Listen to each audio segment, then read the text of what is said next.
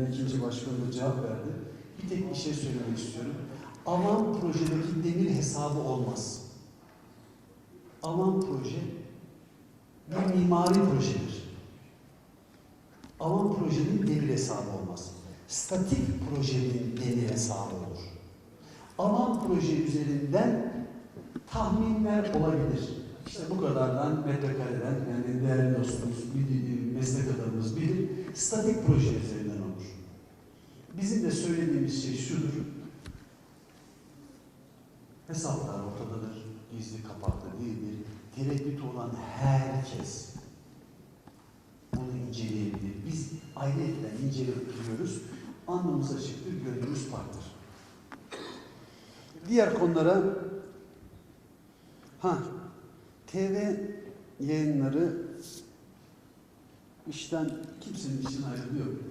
Biz dönem dönem kızdıklarımız da oluyor. Kendi aramızda kavga ettiklerimiz de oluyor. Oluyor yani, olmuyor değil. Olmaması da mümkün değil. Kızdığımız şeyler de oluyor.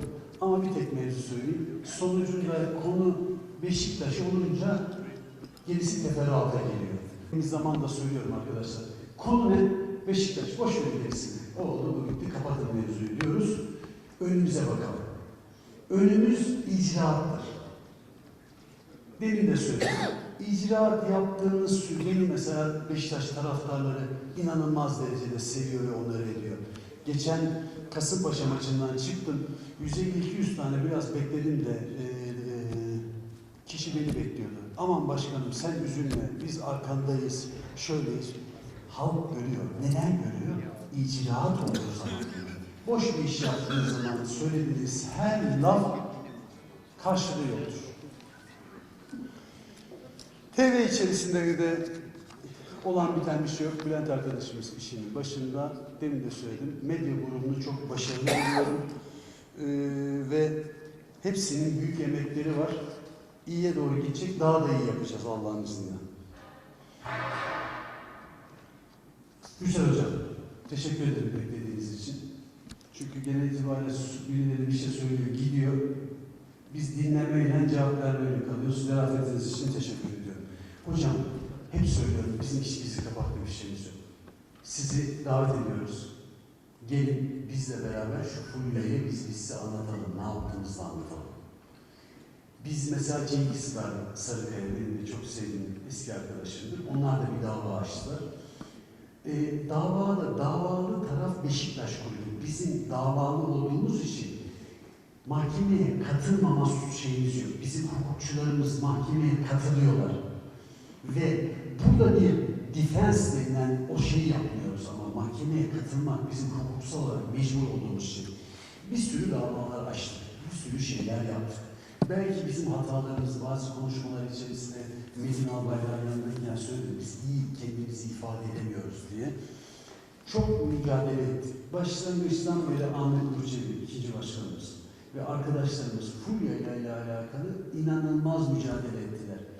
Şu kadar bir konuyu atlamadığımızı düşünüyoruz. O kadar rahatız. Ama sizin de aklınızda soru işareti var. Bizim bir divan kurulu üyesi olarak sizi aydınlatmak, bilmediğiniz bir şey var ise de sizin fikirlerinden aydınlanmamız lazım.